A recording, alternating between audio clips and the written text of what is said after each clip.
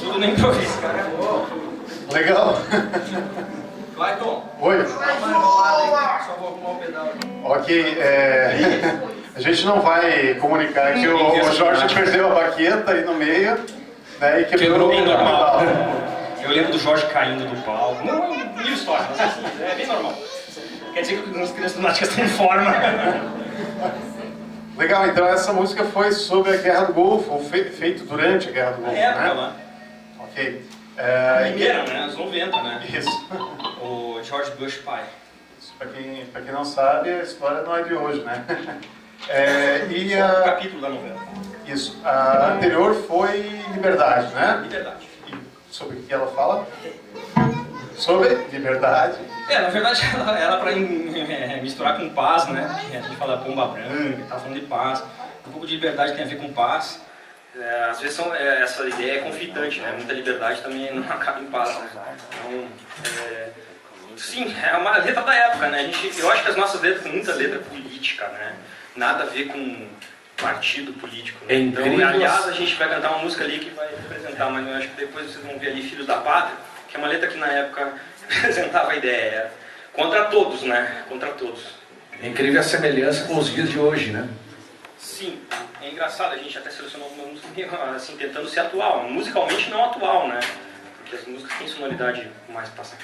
Mas realmente acho que tem, né? Apesar da nossa pouca idade para escrever na época e tal, as letras tinham esse cunho político, assim, meio revolucionário, querendo mudar o mundo, achando, né?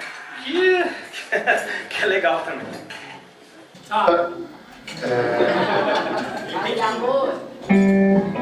Seguinte, uma pergunta um pouquinho diferenciada aí, mas a família de vocês, começar pelo Gustavo, né? A família de vocês também tem uma musicalidade, teu pai toca, e daí e daí da família saiu uma galera que toca aí, né? Você, o Paulo e o Fernando.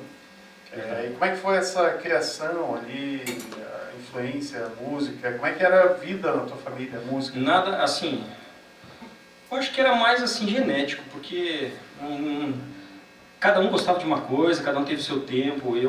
De música que me emociona bastante é de lembrar meu avô, meu bisavô cantando nas encontros de família, música italiana. E meu avô, ele era armeiro, ele assobiava muito bem, então eu ficava só escutando, eu não conseguia aprender a assobiar muito. Então assim, são essas impressões que vêm agora, né, que me vêm, assim, que são relevantes. Eu acho que também tinha alguns discos do meu pai que pegaram fundo, assim, né?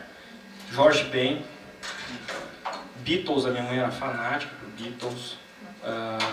Mas Beatles não pegou tanto quanto, por exemplo, The Who, né? Que aliás o Anderson sabe muito bem, né, que The Who, né? Mas eu lembro dessas coisas, são retalhos que a gente vai juntando e aí você pega um violão, alguma coisa e vai tirando um som. Mas acho que os meus irmãos, cada um faz um som diferente, uma ideia diferente, uma hora diferente. Meu pai também, né? Meu pai é um grande músico, que eu lembro que o pessoal lá no Rio Grande do Sul, que contavam que ele chegava foi na igreja, lá tinha aquele órgão de tubo, no ar alto, que tinha aqueles pedais, ele já saiu tocando, ele viu um cara tocar, é assim, pá, já saiu tocando. Conta a lenda, né? Então, na verdade, sim, eu sou o que menos é envolvido com música. Os irmãos têm bandas, já conhecidos, já tocaram aqui nesse palco, né? Mas eu acho que é isso, não sei, cada um tem uma história. Eu sou a ovelha negra da família, né? Ninguém tocava nada, ninguém via música em casa. Meu professor foi o Rádio FM, meu deckzinho, que eu gravava as músicas do Rock Nacional, meu professor foi o Rock Nacional. Feijão, Barão, Titãs, Paralama. E eu tentava tirar aquelas músicas, e aí o cabelo cresceu, vieram as tatuagens, reprovei de ano, as coisas de roqueiro. 17, 18, minha mãe ficou brava, arrebentou as cordas do meu violão, depois ficou com dó, comprou cordas novas. E aí eu fui me arrastando nesse meio até que o Gustavo me corrompeu para o mundo dos graves, e aí eu descobri que esse era o meu instrumento mesmo, porque guitarra, infelizmente, não fica com uma próxima encarnação, talvez meu filho seja. Então fica aí que tá mal. Eu vou ficar por aqui. Tá, 5 cordinhas, uma para cada dedo, tá? Isso é muito trabalho, muito pedal, essas coisas. Então minha iniciação foi assim, meio self-service, ouve aí, toca, e vai embora. Depois fui estudar, depois de anos assim, fui estudar um pouquinho. Ó, eu vou só fazer uma ressalva. O Juca, a primeira vez que ele pegou no baixo, saiu já música total, perfeita, não precisava fazer mais nada, já saiu tocando.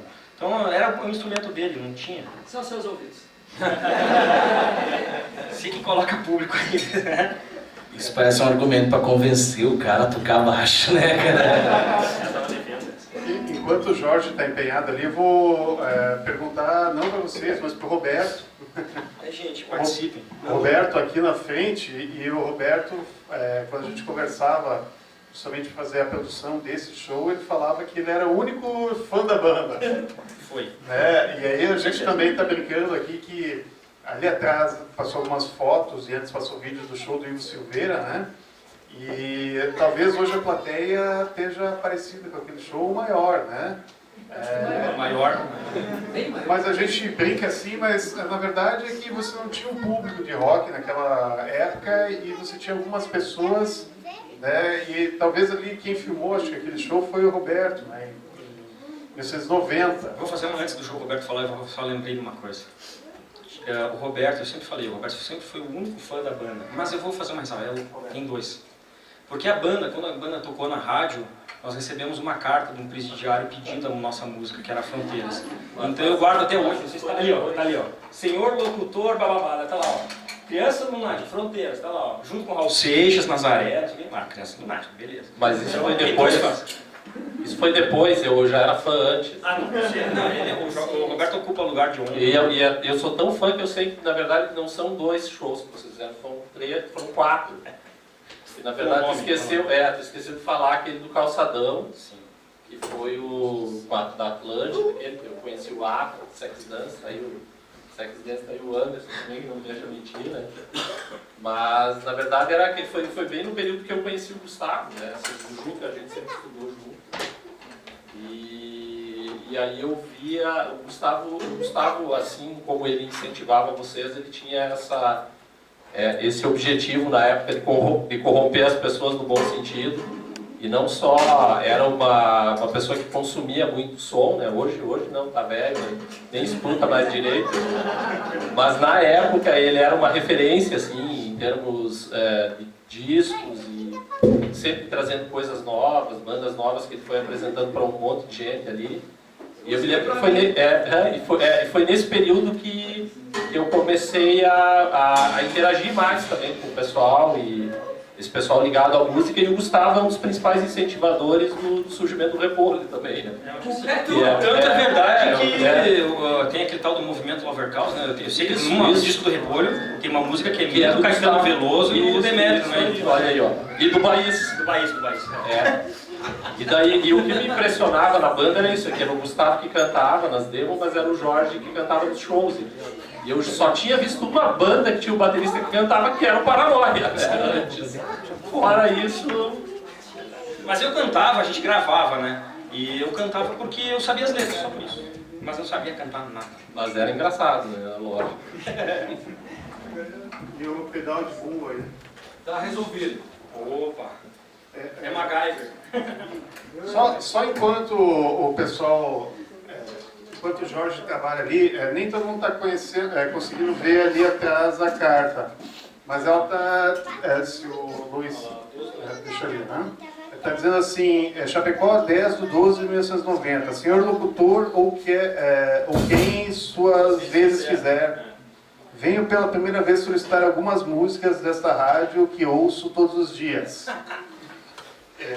A seleção é esta. Primeira, Crianças Lunáticas, Fronteiras. Segunda, Raul Seixas, Medo da Chuva. Terceira, Nazaré, Yunalei. Estou tentando ver se Yunalei é aquela... Yunalei deve ser aquela Love Leads to Madness. And Yunalei...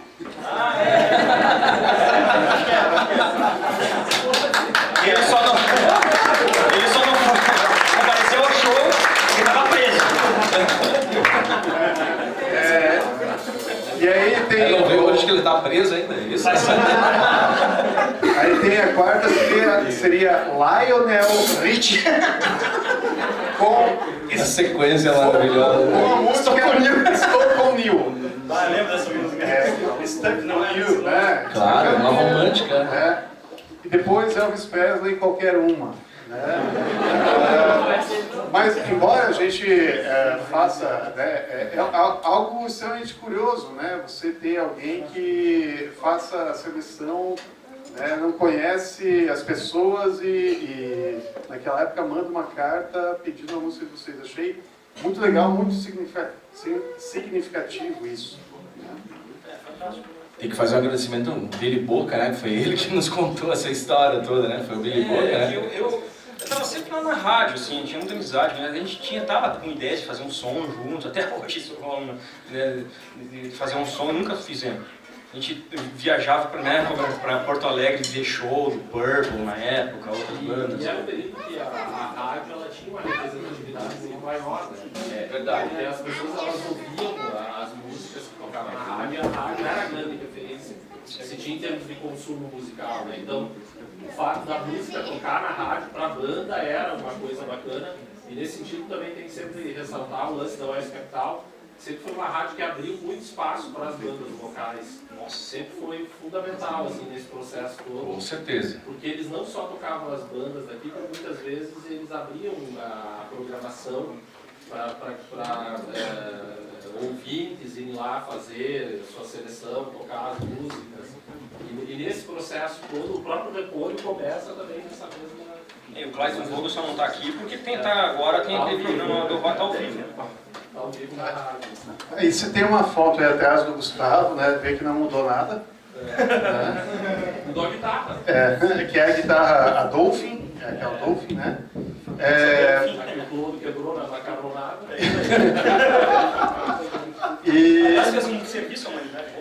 Aí o Jorge, né? Coletinho estilo TNT. Aham, eu falei, né? Que era TNT. TNT era a banda que vinha pra cá e era que nem assistir um show dos Beatles. Porque os caras vinham com equipamento bom, tocavam bem. A gente ficava, nossa, era impressionante. E aquilo, A sonoridade era maravilhosa, né? Nossa, todo mundo... Som dueto do grupo Nossos. Ah, Né? sempre, até falei pro Eto, não sei se acho que não. Vamos tocar mais um então? Vamos. Agora? Qual que vai ser? Filhos da Pátria.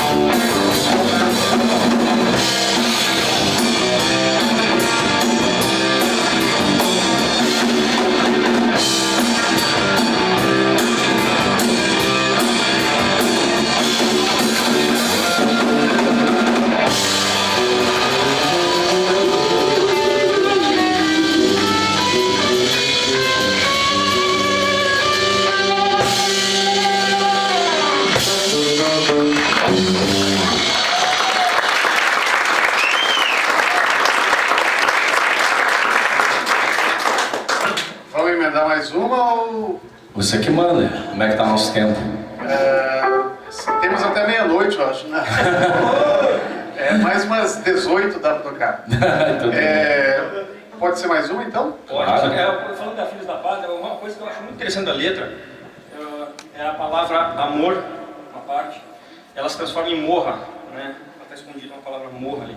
Amorra, morra, morra, morra! Né? Eu acho que é uma coisa que É isso aí, nessa intensidade. Mas a gente não teve tempo ainda de falar, mas as letras, elas têm, além desse sentido político, tem uma determinada métrica, né? Que acho que essa música mostra bastante isso, né? As rimas e tal, acho que vale fazer um estudo depois. Vamos tocar mais uma? Vamos fazer. Então assim, como a gente também nessa época, o Gustavo, todos nós, né, temos a nossa adolescência, nós também nos apaixonamos, e aquela coisa toda, blá, blá, blá, blá, blá, blá, blá, né? E aí o Gustavo também fazia umas letras românticas, essa aqui agora. essa aí é muito safada. É uma letra mais safada, ele tá falando. É em inglês, aí não tem problema, gente. Manda bala, aceita boa. A tradução é com o pessoal da técnica aí, por favor. Então eles vão dar um headphone para cada um aí, para todos lá. Tradução simultânea, estilo Oscar. Esse é o hit da banda. E faz 25 anos que a gente está preparando, como é que é, trabalhando a música, sabe?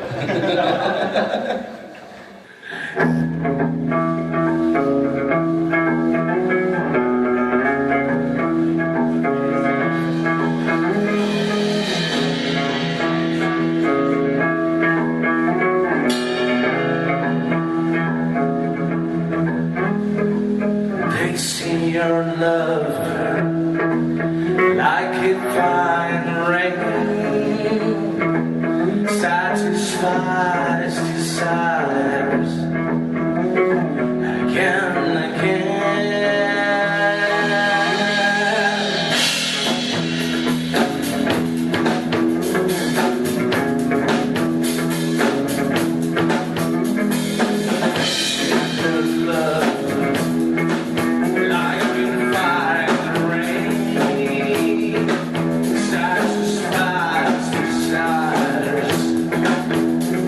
Again.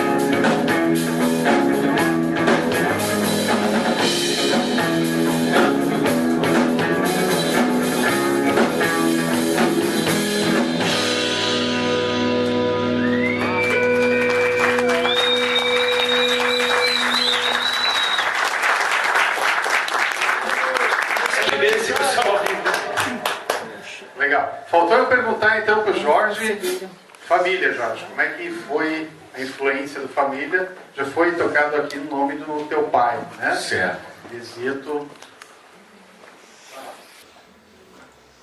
Bom, então, desde pequeno, para alguns aqui que conhecem a história da nossa família, enfim, desde criança que eu conheço, que eu lembre, né? Meu pai sempre foi músico, além de trabalhar no comércio da cidade e mais tarde tendo conjunto, enfim, antigamente o Gota d'Água, depois daí parou, ele continuou com sonorização, então sempre foi um envolvimento na minha família, na minha casa, de músicos, até meu tio se tornando músico, e eu assistindo toda essa trajetória toda em casa, né? Um guitarrista tocando na sala, meu tio tocando bateria no lugar onde a gente ensaiava, que nós chamávamos de casinha, né? Na casinha. E aí você... Um dia a gente tinha que arredar tudo, porque a chuva pegava lá dentro, molhava. Então, e aí o que acontece? Naturalmente meu pai nunca me forçou nada. Naturalmente eu fui gostando, fui olhando e fui aprendendo a ouvir música, que era muito interessante, meu pai tocava o gênero baile, né? Mas a gente já tinha para 7, 8 anos, 9 anos por aí, aí ensaiávamos fera, cara, lá na casa, um sábado à tarde, tocava um rock pauleiro, enlouquecia a vizinhança inteira, cara. Meu pai daí alugava para esse pessoal tocar, né? E uma das feras está aqui no auditório, que era uma salva de palmas para ele, foi o Billy, um fera. Tive o prazer de conhecer e ouvir, aprender a ouvir outras músicas, né? Purple, Led Zeppelin, e outras bandas, né? Que na época a gente não tinha... meu pai não ouvia esse tipo de voz. Eu gostava muito dos Beatles, mas eu não via além mais do que estava superficial por ali. E aí foi indo, toquei baile com meu pai, aí comecei a tocar em bandas, parei de tocar baile com ele e comecei nas bandas, daí que foi que eu comecei com o Nexus.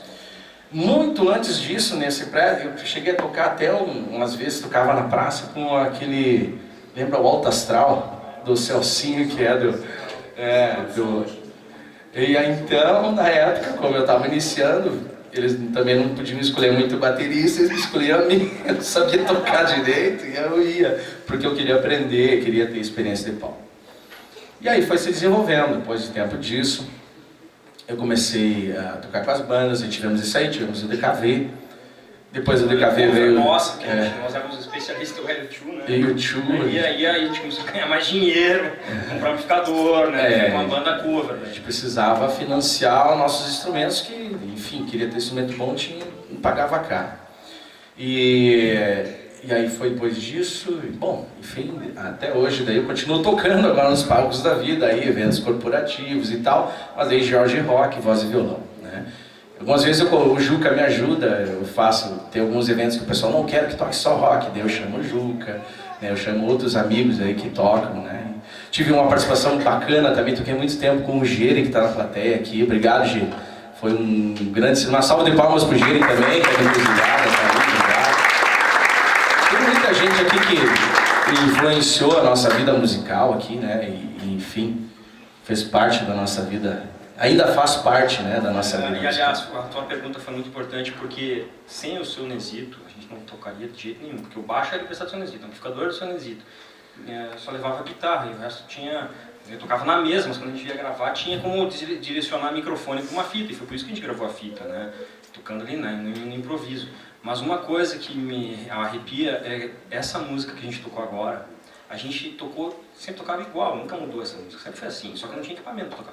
Mas ele entendia o nosso som, porque quando a gente terminou de tocar essa primeira vez, que eu falei, é assim, é assado, passei umas ideias, e a gente tocou a primeira assim, valendo, a gente escutou palmas do lado de fora do galpãozinho lá, e aquilo lá eu tenho gravado até hoje, assim, bem emocionante pensar que a pessoa estava, né, que o Sonesi estava entendendo a nossa proposta, nossa ideia, nossa energia, né?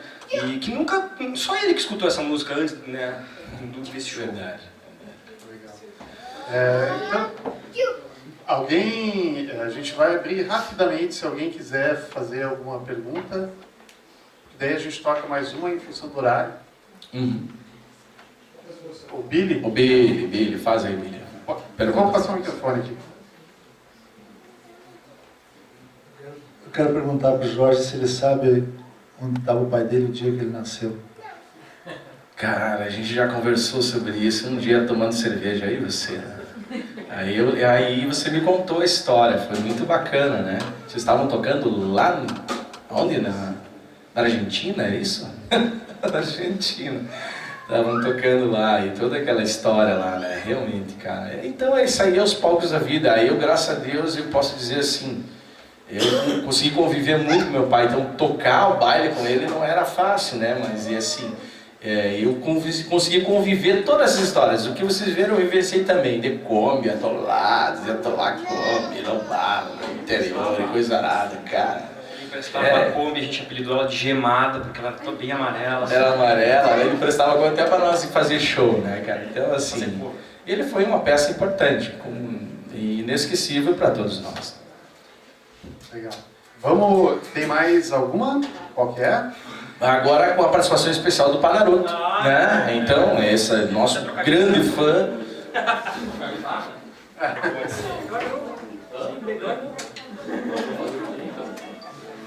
Não é sempre que um fã sobe ao palco para tocar o Isso seu é sino. verdade. Me sinto honrado. Eu já vou aprender um pouco a outra.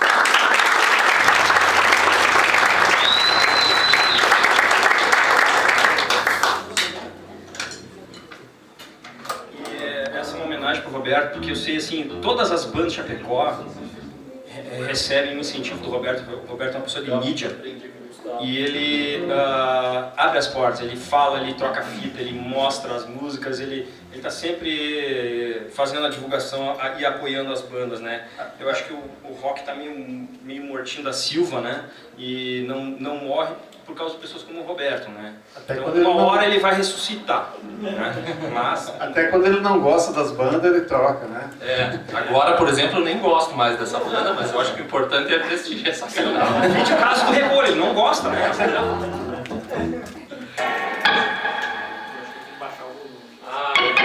Será?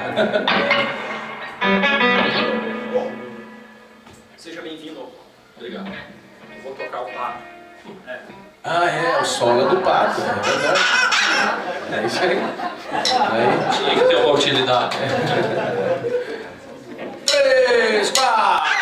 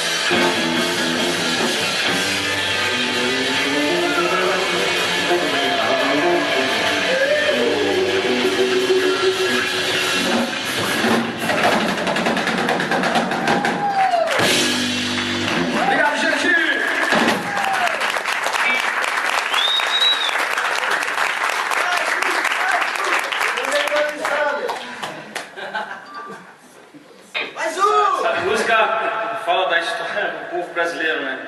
Ele vive um cinema mudo em 3D, né? Pode ser, mas qual dela? Aquela.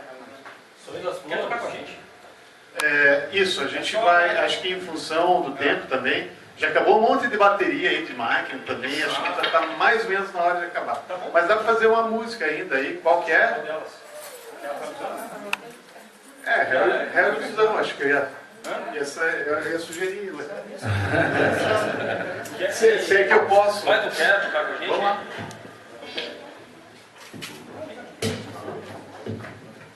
Então a gente vai fazer uma coisa um pouco diferente, a gente vai agradecer a todo mundo, vai encerrar, mas vai encerrar com uma música, tá?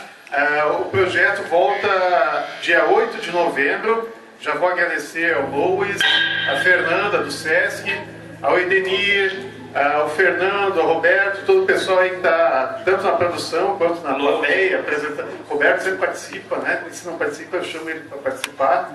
Né? Lembrando do Lúcio, o Lúcio foi embora, não? E lembrando que daqui, quem quiser se reunir com todos nós aqui, a gente vai para o padrinho, mas cada um paga a sua conta, tá? Sempre pagar para as crianças ginásticas, tá tudo legal. Legal, então dia 8 de novembro volta o projeto com o Mundo de Sofia. Boa noite.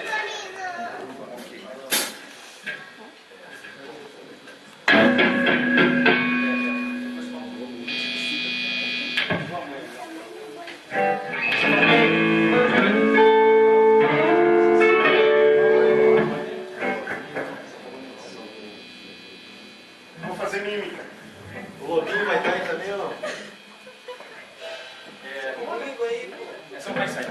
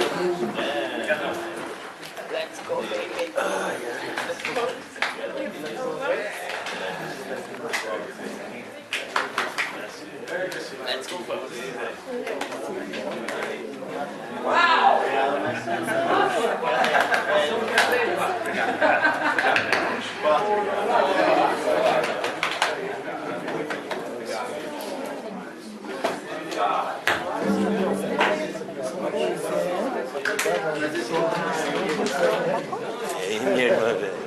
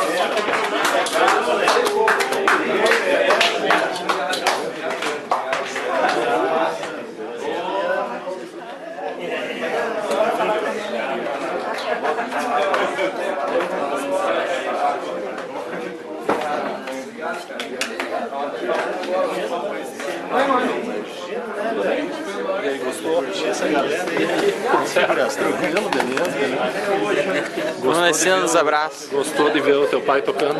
Isso aí, claro. Viu como que era? Foi bem no pato lá. Foi bonito. O pato ficou massa.